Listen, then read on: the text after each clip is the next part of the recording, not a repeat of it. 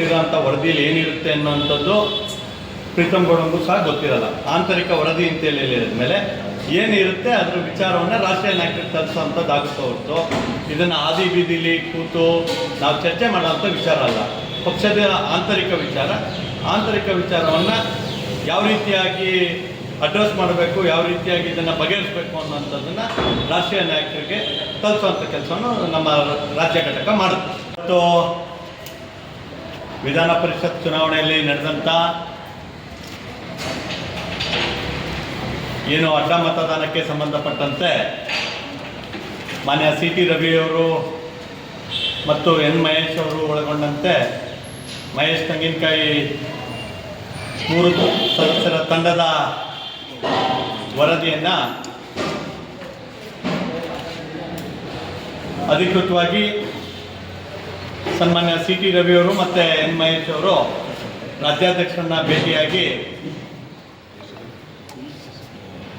ಈ ಕುರಿತು ಸಮಗ್ರವಾದ ವರದಿಯನ್ನು ಪಕ್ಷದ ಇಂಟರ್ನಲ್ ರಿಪೋರ್ಟನ್ನು ರಾಜ್ಯಾಧ್ಯಕ್ಷರಿಗೆ ತಲುಪಿಸಿದ್ದಾರೆ.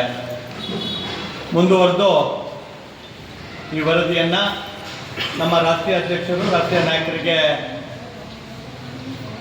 ತಲುಪಿಸುವಂಥ ಕೆಲಸವನ್ನು ರಾಜ್ಯ ಭಾರತೀಯ ಜನತಾ ಪಾರ್ಟಿಯ ಕರ್ನಾಟಕದ ಘಟಕದಿಂದ ಮಾಡುವಂಥ ಕೆಲಸ ಆಗಿದೆ.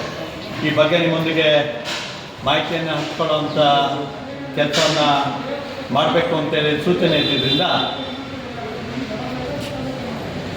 ಇವತ್ತು ನಾನು ನಿಮ್ಮ ಮುಂದೆ ಬಂದು ಈ ವಿಚಾರವನ್ನು ಪ್ರಸ್ತಾಪ ಮಾಡ್ತಾ ಇದ್ದೀನಿ. ಸೊ ಏನೆಲ್ಲ ವರದಿಯಲ್ಲಿ ಉಲ್ಲೇಖ ಆಗಿದೆ ಸರ್ ಸದ್ಯದ ಮಟ್ಟಿಗೆ ಮೇಲ್ನೋಟಕ್ಕೆ? ನೋಡಿ, ಇದು ಇಂಟರ್ನಲ್ ಒಂದು ಆಂತರಿಕವಾದಂಥ ವರದಿ. ಈ ವರದಿ ಪಕ್ಷದ ಚೌಕಟ್ಟಿನಲ್ಲಿರುತ್ತೆ ಹೊರತು ಬಹಿರಂಗಪಡಿಸುವಂಥ ವರದಿ ಅಲ್ಲ. ಇದ್ರ ಬಗ್ಗೆ ರಾಷ್ಟ್ರೀಯ ನಾಯಕರಿಗೆ ರಾಷ್ಟ್ರೀಯ ಅಧ್ಯಕ್ಷರಿಗೆ ತಿಳಿಸುವಂಥದ್ದಾಗುತ್ತೆ. ಈ ಹಿಂದೆ ಕುಮಾರಸ್ವಾಮಿ ಅವರು ಹೇಳಿದರು ಬರೀ 4 ಮಾತ್ರ ನಮ್ಮ ಕಡೆಯಿಂದ ಆಗಿರೋದು ಅಂತ. ಈ ವರದಿಯಿಂದ ಬಹಿರಂಗವಾಗಿರ್ತಕ್ಕಂಥದ್ದು JDS ಇಂದ 8, ನಮ್ಮಿಂದ 4 ಅಂತ. ಅಲ್ಲ, ಇದು ಆಂತರಿಕ ವರದಿ ಅಂದಮೇಲೆ 8-4 ಪ್ರಶ್ನೆನೇ ಬರೋದಿಲ್ಲ.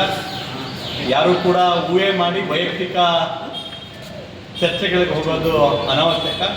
ಏನು ವಿಚಾರ ಬಂದಿದೆ ಇದು ಆಂತರಿಕ ವರದಿ ಆಗಿರೋದ್ರಿಂದ ಆಂತರಿಕವಾಗಿ ರಾಷ್ಟ್ರೀಯ ನಾಯಕರಿಗೆ ಏನು ವಿಚಾರ ತಲುಪಬೇಕು ಅಷ್ಟು ವಿಚಾರ ತಲುಪುವಂಥದ್ದಾಗುತ್ತೆ. ವರದಿಯಲ್ಲಿ ಏನಿದೆ ಸಂಬಂಧಪಟ್ಟಂತೆ ಕುಮಾರಸ್ವಾಮಿ ಅವರು ಮಾಡಬೇಕು ಅನ್ನೋಂಥದ್ದು ಭಾರತೀಯ ಜನತಾ ಪಾರ್ಟಿಯ ಅಧಿಕೃತ ನಿಲುವು. ಅವರಿಗೆ ಯಾವುದೇ ಕಾರಣಕ್ಕೂ ಅನ್ಯಾಯ ಆಗಬಾರ್ದು. ಯಾರಿಗೆ ಒಪ್ಪಿಗೆ ಇರುತ್ತೆ ಅಂದರೆ ಬಹುತೇಕ ಪಾಲು ರೈತರಿಗೆ ಬಿಡದಿ ಟೌನ್ಶಿಪ್ ಬಗ್ಗೆ ಆಸಕ್ತಿ ಇಲ್ಲ ಅಂತ ಹೇಳಿದರೆ ಯಾವುದೇ ಕಾರಣಕ್ಕೂ ಮಾಡಬಾರ್ದು ಅನ್ನೋಂಥದ್ದು ರೈತರ ಪರವಾದಂಥ ನಿಲುವು ಭಾರತೀಯ ಜನತಾ ಪಾರ್ಟಿ. ಅದರಲ್ಲಿ ಯಾವುದೇ ಕೂಡ ನಮ್ಮ ನಿಲುವಲ್ಲಿ ಯಾವುದೇ ಬದಲಾವಣೆ ಇಲ್ಲ. ಅದರ ಮುಂದುವರೆದ ಭಾಗವಾಗಿ ರಾಜಕೀಯ ಪಕ್ಷವಾಗಿ JDS ಕೂಡ ತನ್ನ ಹೋರಾಟವನ್ನು ಮಾಡ್ತಿದೆ. ಅದರಲ್ಲಿ ಯಾವುದೇ ಬೇರೆ ರೀತಿ ಅರ್ಥ ಕಲ್ಪಿಸುವಂಥ ಅವಶ್ಯಕತೆ ಇಲ್ಲ. ಅಲ್ಲಿ ಇವರಿಬ್ಬರು ಚರ್ಚೆ ಪಂಥಾವನ ವಿಚಾರ ಎಷ್ಟು ಮಟ್ಟಿಗೆ ಸಮಸ್ಯೆ ಬಗೆಹರಿಸುತ್ತೆ ಅಥವಾ ಏನೇ? JDS ವಕ್ತಾರರಿಗೆ ನೀವು ಈ ಪ್ರಶ್ನೆ ಮಾಡಬೇಕು, ಕಾಂಗ್ರೆಸ್ ವಕ್ತಾರರಿಗೆ ಪ್ರಶ್ನೆ ಮಾಡಬೇಕು. ಭಾರತೀಯ ಜನತಾ ಪಾರ್ಟಿ ರೈತರ ಪರ ಇದೆ, ಅಷ್ಟನ್ನು ಮಾತ್ರ ಹೇಳಬೇಕು. ಯಾಕೆ ಹೋರಾಟ ಮಾಡ್ತಿಲ್ಲ ರೈತರ ಪರ ಇದ್ದ ಮೇಲೆ? ಯಾಕೆ JDSನವ್ರಿಗೆ ನೀವು ಅವಕಾಶ ಬಿಟ್ಕೊಟ್ಟಿದ್ದೀರಾ ಅಂತ?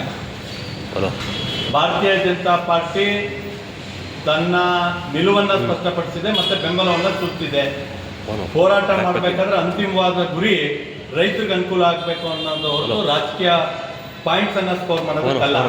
ನಾವು ರೈತರ ಪರ ಇದ್ದೀವಿ ಅಂತ ಹೇಳಿದ ಮೇಲೆ ಪಕ್ಷಾತೀತವಾಗಿ ಅಲ್ಲಿ ಹೋರಾಟ ನಡೀತಿರೋಂಥದ್ದು, ಆ ಹೋರಾಟಕ್ಕೆ ನಮ್ಮ ಬೆಂಬಲವಿದೆ. ಅಲ್ಲಿ ರೈತರು ಅಂತೇಳಿ ಬರ್ತಾ ಇರೋದು ಜನತಾದಳದ ಕಾರ್ಯಕರ್ತರು, BJP ಕಾರ್ಯಕರ್ತರು, ಕಾಂಗ್ರೆಸ್ ಕಾರ್ಯಕರ್ತರು ಅನ್ನೋ ಚರ್ಚೆ ಇಲ್ಲ. ಇದರಲ್ಲಿ ಯಾವುದೇ ರೀತಿಯಾದ ಕನ್ಫ್ಯೂಷನ್ಗೆ ಆಸ್ಪದ ಇಲ್ಲ.